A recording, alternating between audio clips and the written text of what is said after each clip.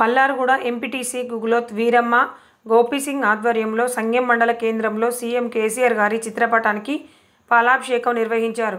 CM KCR గిరిజనులకు 10% reservation కేటాయిస్తూ నిర్ణయం తీసుకోవడాన్ని హర్షం వ్యక్తం చేస్తూ సంగెం మండల కేంద్రంలో పల్లారుగూడ ఎంపీటీసీ గుగులోత్ వీరమ్మ గోపీసింగ్ ఆధ్వర్యంలో వివిధ గ్రామాలలో ఉన్న గిరిజన తండాలకు చెందిన సర్పంచులు, ఎంపీటీసీలు, ప్రజాప్రతినిధులు, నాయకులు, మహిళలు ఆటపాటలతో భారీ ర్యాలీ నిర్వహించి సీఎం కేసీఆర్ చిత్రపటానికి పాలాభిషేకం చేశారు. ఈ కార్యక్రమానికి ముఖ్య అతిథిగా సంగెం మండల టీఆర్ఎస్ పార్టీ అధ్యక్షుడు పస్నూరి సారంగపాణి పాల్గొన్నారు. ఈ సందర్భంగా పల్లారుగూడ ఎంపీటీసీ గుగులోత్ వీరమ్మ గోపీసింగ్ మాట్లాడుతూ గిరిజన దైవం కేసీఆర్, ముఖ్యమంత్రి కేసీఆర్ గిరిజనుల కోసం అనేక సంక్షేమ అభివృద్ధి కార్యక్రమాలను ప్రవేశపెట్టి వాటిని సమర్థవంతంగా అమలు చేస్తున్నారని అన్నారు. హైదరాబాద్ నడిబొడ్డున బంజారా హిల్స్లో సంపత్ సేవాలాల్ ఆదివాసీ కొమురంభీంల ఆత్మగౌరవ భవనాలను ముఖ్యమంత్రి గారి అమృత హస్తాలతో ప్రారంభించడం జరిగిందని, ఆయనకు ఎల్లప్పుడూ మా గిరిజన జాతి ప్రజలు అండగా ఉంటామన్నారు.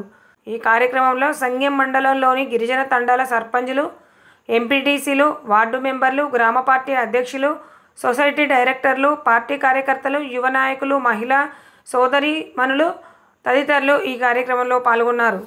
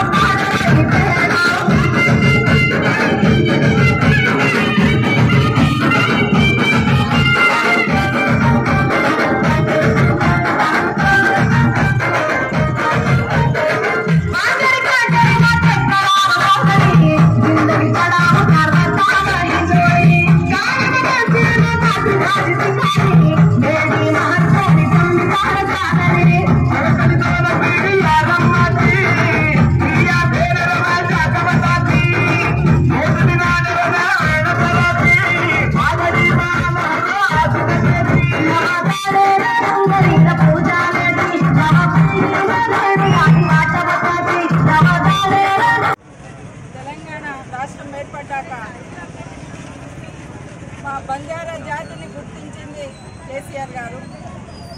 అనేక విధాలుగా మాకు అంటే గతంలో ప్రభుత్వం మాకు చిన్న చూపు చూపేది.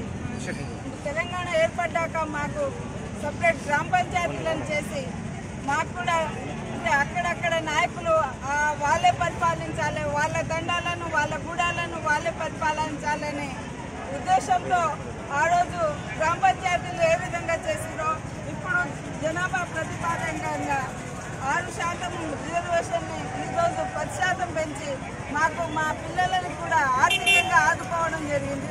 మా జాతిని కూడా ఆర్థికంగా ఈ రకంగా ఆదుకోవడం జరిగింది.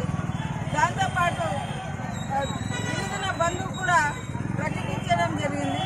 మేము కేసీఆర్కి ఎల్లవేళలా రుణపడి ఉంటాం. మా జాతి ఈ సంఘం మండలం నుండి మా గిరిజన తరఫున కృతజ్ఞతలు తెలుపుకుంటూ మా ఎమ్మెల్యే గారు కూడా మాతో అండగా ఉండడం జరుగుతుంది.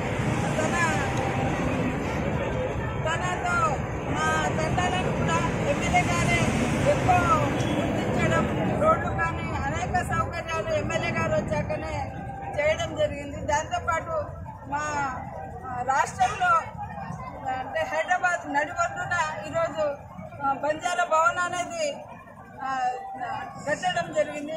ఆ రకంగా కూడా మేము కేసీఆర్ గారికి రుణపడి ఉంటామని కోరుకుంటున్నాం.